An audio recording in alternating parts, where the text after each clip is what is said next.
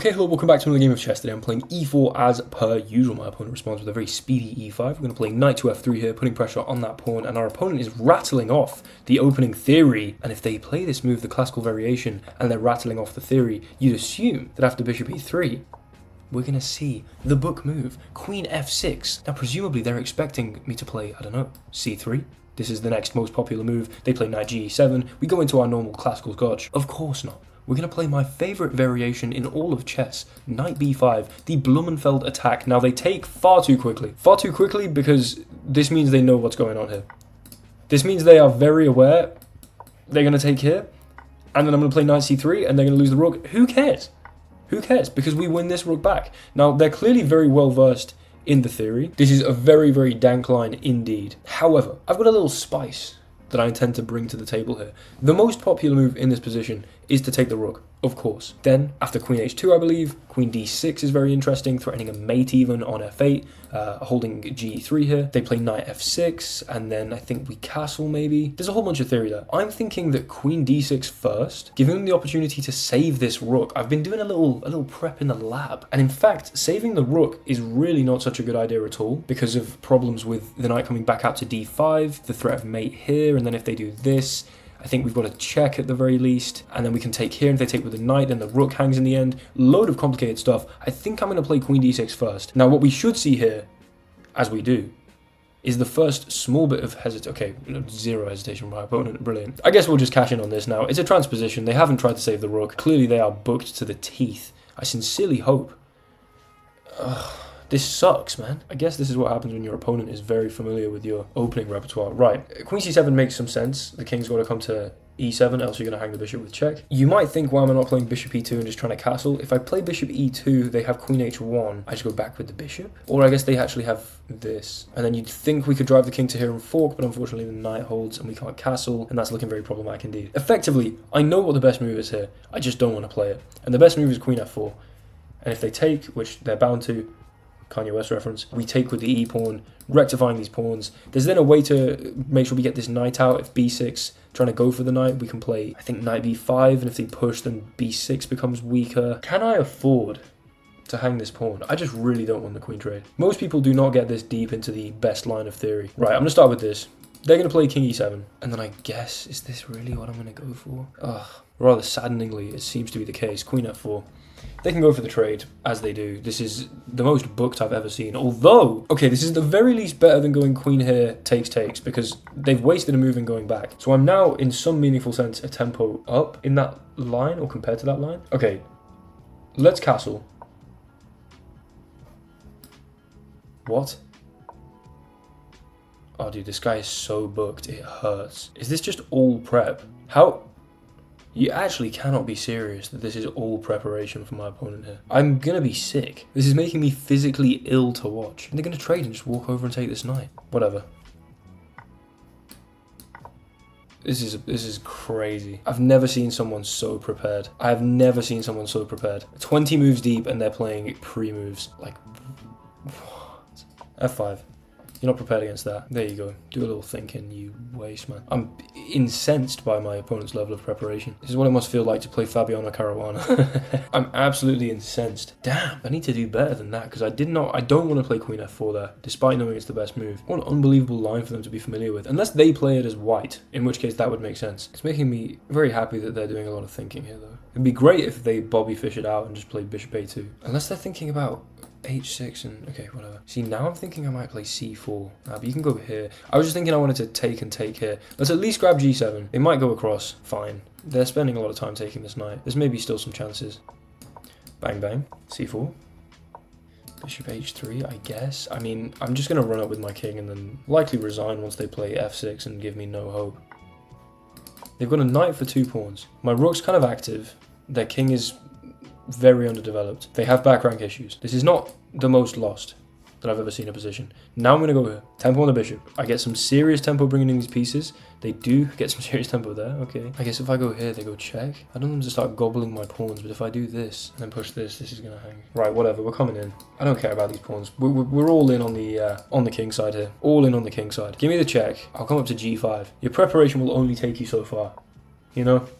And then you've actually got to be decent at chess. And the claim I'm making here is My opponent's going to struggle with the latter. This is weak. We're coming in. You've gone for that. I've got a pass pawn all of a sudden. Takes. You take here. Okay, bishop here. This can't be a bad move. This cannot be a bad move. Knight here might make sense. I might play rook here. The pressure with the pieces, the king's activity. I mean, yeah, you're winning some pawns over here, but I go rook here, no? You can't play b6. If you move the knight, I take on here. There's no check. Here, right? And you can't get back to defend this with the bishop. I've never been more incentivized to win a game of chess. I don't even know why. My opponent's, listen, I've got nothing against my opponent, but it is an infuriating feeling to play and just your opponent just knows your prep inside out. You're gonna have to give this up, baby. And then it's gonna be equal material, but I'm gonna be the one with the king on g5 and the pawn on f5 and the active rook and the beautiful bishop. This was not the priority over here. This is crazy. If you give the check, I probably just come, oh no, actually, am I then checkable? No. Oh my lord, that's beautiful. I'm still not checkable from f6. So they just take. But now I grab this. It just has to be. I can't possibly turn this down now. Okay. Now, as I said, equal material, but gorgeous bishop, tempo here, king on g5, pawn on f5. I have to be better here. I have to be better here. And somehow, I mean, it's just a kick in the teeth, my opponent, that I still have tempo here. Hold on. Do I not just go straight back in? You bring the bishop to here, I guess. But then the bishop's just stuck there forever. And I just walk with the pawn. No? Or I guess you play rook b8, but then same story. Here. This is unbelievable. This is unbelievable stuff. And now I might just push. Or do we bring the king in first? I mean, I see no reason not to just push. Why the hell not? Bishop's paralyzed. Okay, bishop's less paralyzed. But we can go rook g7. Again, still this. Piece isn't loose. You don't even have a check anymore. King can't come up. And I've got this coming. Hold on, wait. Why would I not just take here first? I probably should, right? Here. King here. Maybe I should have pushed, but actually, maybe that doesn't make any sense because I can just win all the pawns here. Why the hell would I not? Again, you give the check, the rook comes over to g7, this is just a win now. And it's an easy win at that. And it's an easy win at that. Are you serious? My opponent knew every move of my prep, and I still clutched the win. That's just how clutch I am, baby. Okay, hold on, let's just actually finish this game. f7, right? You know what I kind of like? I kind of like bishop here, bishop here, bishop here, just to get the bishop off this diagonal. I mean, your rook is not doing anything spectacular. Your king is clearly not doing anything spectacular. I mean, you're trying to come over here. But if I just go bishop g6 now, not only could I maybe go and grab this pawn, I mean, you might try and play h4 for some vague grasp at counterplay, but the king cannot come over, cannot come up and cannot come over. Now I can't play this, but what I can do is just take here, which would seem at the very least completely for free. Now we got 3 pawns. I mean, we're being absolutely methodical, just zero chance for my opponent here. And the bishop coming into here might just be the nail in the coffin. Or I mean, I could also put the pawn on f7. Yeah, that seems even more convincing. Although pawn on f7, the king can come up here. And then I guess I have this. Okay, everything's just winning here. Here and then this. Unbelievable stuff. Unbelievable stuff. Now, I mean, you can sack for this if you really want and then continue playing the game. I think my opponent is going to be in a very bad mood indeed, having lost this game. A very, very bad mood indeed. Because I was close to even just resigning. Okay, that's not true. I was never going to resign this. But now I just go... Oh, are you serious? We go here? King here? No, I can't take because I'm going to deliver stalemate. I thought I was going to just walk up like this. Although, okay, now they're trying to do some kind of stalemate trap. That's pretty good. That's pretty funny stuff. Let's just not give a stalemate. How about that? Let's instead just go here. I just use my other pawns. I'm doing this so uncleanly. And, I mean, the second you trade this off, it becomes entirely trivial. We have 24 seconds. I don't know if they're hoping for some redemption in the last dying seconds of this game. I was hoping we could get nice, like a nice squeeze there and then just walk up with the pawn and mate them. But of course they were going to try and, yeah, okay, well, it's just going to be GG here. Here, h4, where are you going? Push, push, push, and another push. And then we'll go a little check there. And why not? Why not go and just make... Okay, I meant to make a rook, but fair enough. I think I've got automatic queen pre-moves turned on. And then a check. And not checkmate here. But of course, wait for them to resign. I was going to go checkmate here. No way. No way. Okay, so here we are in the analysis. A 96% accurate game, ostensibly from me, although I'd imagine that is kind of boosted by the fact that there were a lot of moves at the end of the game while I was just completely winning, in which basically all moves were the best move. One mistake and a couple inaccuracies, although the first inaccuracy, which we can skip straight to, is playing the Blumenfeld Scotch, which for the first time ever showcased on this channel has been absolutely and correctly played against. I mean, you see how hard this opening is to navigate. If my opponent hadn't been previously prepared, you saw how quickly they rattled these moves off. They clearly knew what they were doing here by rotes rather than just working their way through the position. They give queen a4 check, g3, queen takes here. Let me just go to the master's database. This has happened in 20 games. Knight c3 is the move that I prefer to play instead. All of the masters take here. I, for some reason, just for the longest time, have been playing knight c3, provoking them to take. Now, the reason just briefly that I play this first is there's a really cool line that I like that I just vaguely hope for. I don't even know if I've got it once in the past year. This is also basically an interchangeably good move, but it's here, we take. The queen takes here, queen d6, knight here, queenside castles, and if rook here, knight here, provoking the rook, they take the pawn. We can go queen f8 check, and if you take here, knight b5 and go here, then of course we've got this check here, and then the check here, checkmate. Now, hoping for a 21 move smothered mate someday probably isn't good enough reason to play knight c3 slightly earlier. I just thought I'd showcase that because it's beautiful. Anyway, queen takes rook, we then take here, the king comes across, and then I play queen d6 first, which, as you can see by the evaluation, is basically interchangeably good. Now, if they do go rook b8 here, we can go knight 7 to d5, and the move they have to find is knight f6, and after I take, not recapture, but play queen f3. It's very, very freaky indeed. So that's why I've started to play queen d6 a little earlier, but again, I'm not quite sure about this. I think maybe just taking the rook is the best move. Anyway, knight f6 here, we then take, queen comes to f3, I give a check, I then come back to f4. This is all basically perfect stuff because me and my opponent were completely prepped here. And you see we've reached this minus 0.8 position. Obviously, when you play a sideline or a kind of a freaky opening, you're going to have to pay some evaluation cost to play such a thing. This is something that I'm completely happy with, although my opponent being entirely aware of all the theory wasn't something I was expecting. They go back with the king, queenside castles, I take here, they rattle this off immediately. Perfect stuff. Rook d3, and this was still perfect. Takes king here. Rook g5 best. f5 best? Okay, I should have taken g7 first, but it does like f5.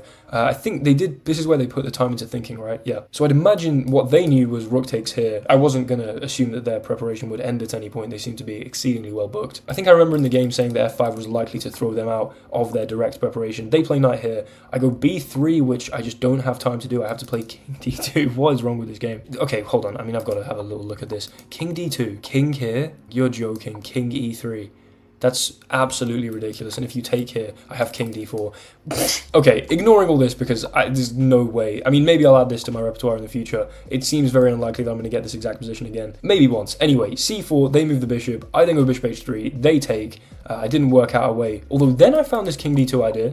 And then I found king e3. Actually, I don't know why I'm scoffing at the fact that the king made it there. I did, in fact, launch my king very quickly to try and get some counterplay. They gave the check. I got in there. They should have instead defended the knight. Okay, I guess that makes sense. I was thinking defending the knight, maybe playing f6, but then f6 would have given me this nice rook bishop idea as well. We get the king in. They take, and it's a draw. I take here. They take, and they go back with the knight. Instead, they had to play the check. What the hell? Check here, king takes h5, then bishop c4, rook takes here, and they have knight f4 check because this, come on. And by the way, even in this position, it's still somehow drawish because I have a couple passed pawns and a nice active rook, and I mean, just legitimately ridiculous stuff. There's no way my opponent finds the novelty of this. I mean, they could have been prepared to this extent. But instead, knight c5 was the only move that I really saw. Rook across, putting pressure on that knight. They go, we take, go straight back in. And they just have to drop the bishop back. We start pushing the pawn. I cannot believe that I won that game. Then, honestly, I think really nice idea to come in with the bishop. They went back, we pushed, then we went here.